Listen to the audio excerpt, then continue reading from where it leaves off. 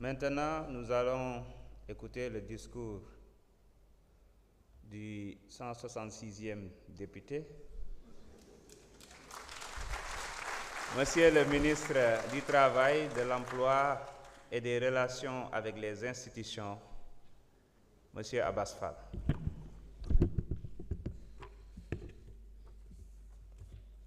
Merci beaucoup, Monsieur le Président de l'Assemblée nationale, honorables députés, Mesdames et Messieurs les membres de l'administration publique et de l'Assemblée nationale,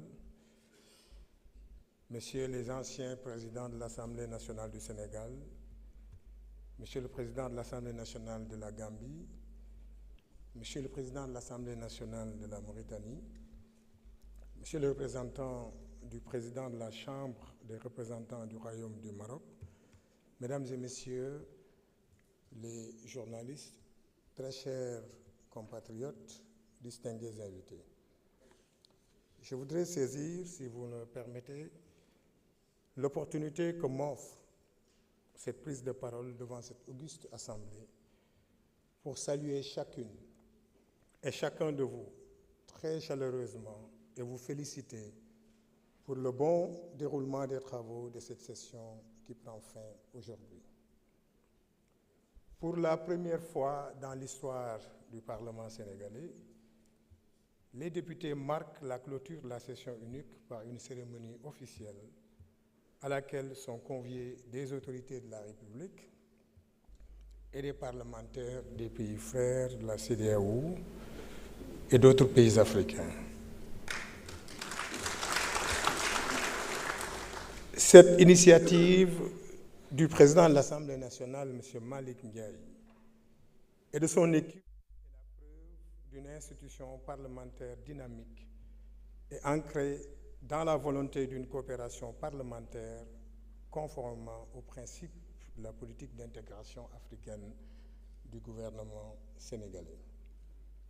Monsieur le Président, distingués invités, honorables députés, nous avons tous ici ensemble, le samedi dernier, adopté la loi de finances rectificative pour l'année 2025, puis tenu le débat d'orientation budgétaire, nous conformons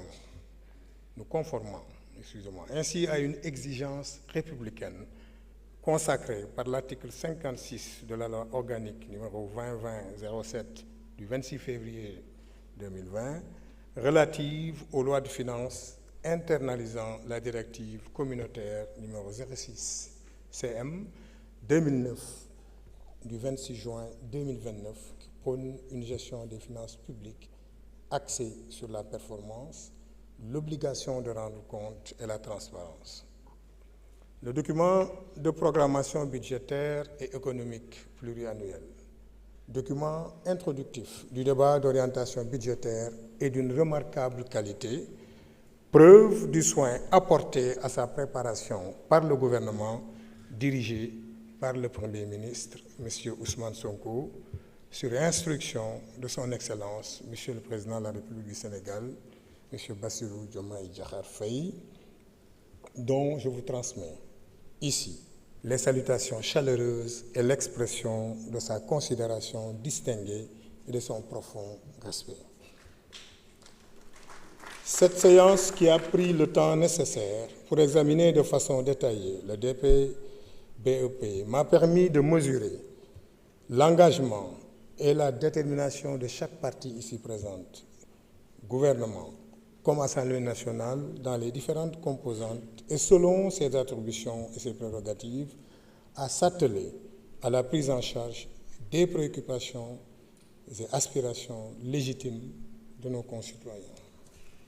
Monsieur le Président de l'Assemblée nationale, distingués invités, honorables députés, le gouvernement que nous représentons ici agira au mieux pour les intérêts de notre peuple dans l'immédiat, puisque les urgences et priorités sont nombreuses, mais aussi pour la postérité.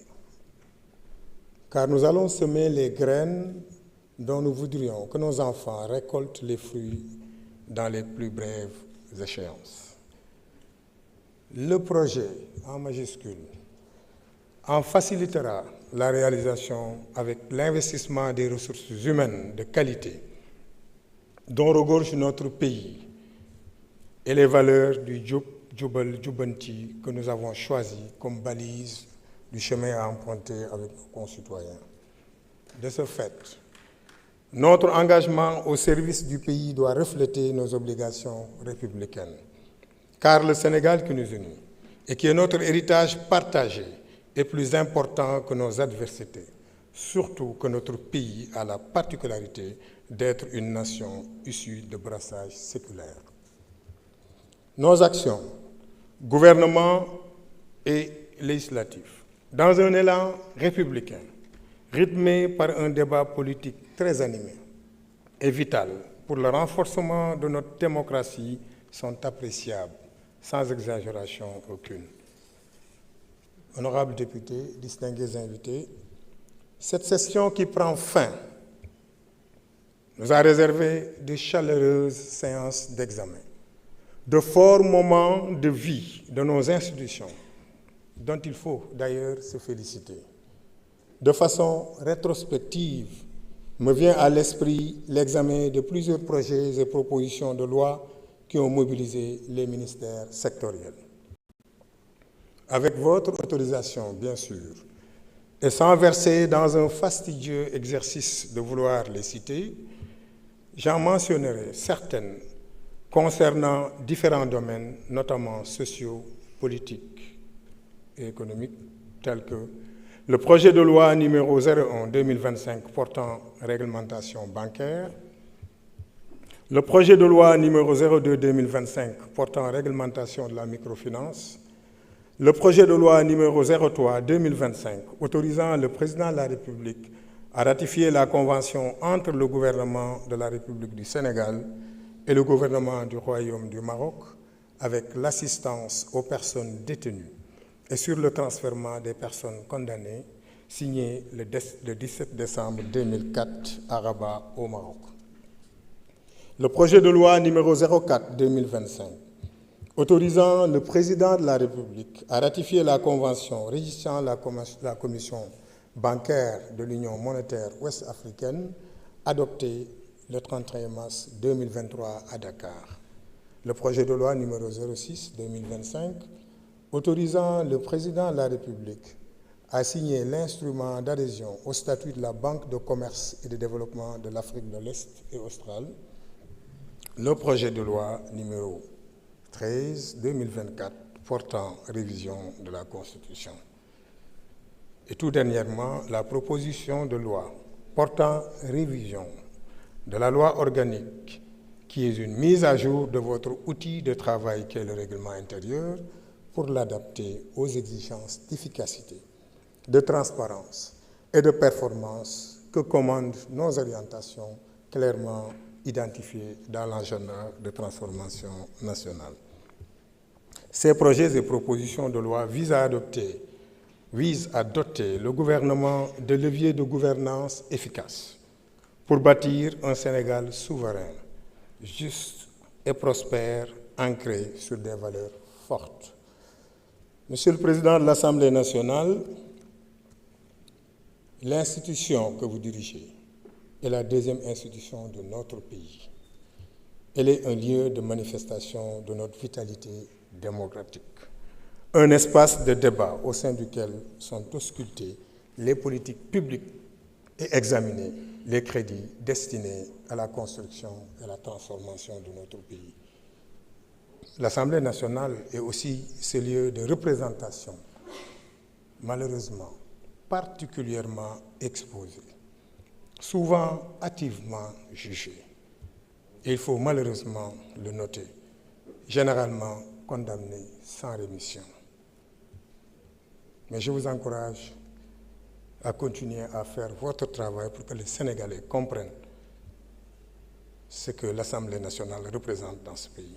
En ma qualité de ministre chargé des relations avec les institutions, je dois témoigner devant les Sénégalais que dans cet espace-ci, comme dans de nombreux autres dans notre pays, il existe des femmes et des hommes de valeur, des intellectuels accomplis, des patriotes ardents, bref, des hommes et des femmes de vertu qui s'investissent pour le progrès économique et social de notre pays, pour l'amélioration continue de la qualité de vie de chaque Sénégalaise et de chaque Sénégalais.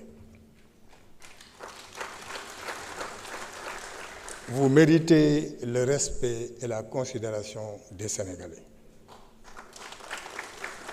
Vous continuerez aussi à le mériter si vous gardez à l'esprit que vous êtes là pour le peuple.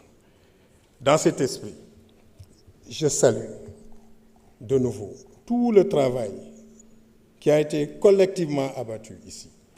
Et chaleureusement aussi, je salue en cette fin de session tout un chacun ici. Je souhaite à chacune et à chacun d'entre vous des vacances parlementaires mises à profit pour exercer votre mission de contrôle du gouvernement sur le terrain de vos localités respectives.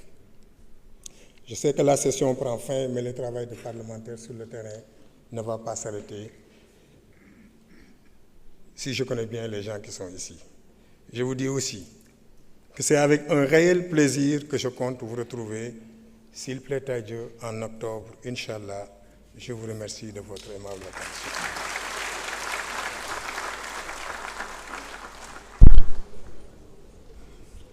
Je vous remercie, Monsieur le ministre en charge des relations avec les institutions.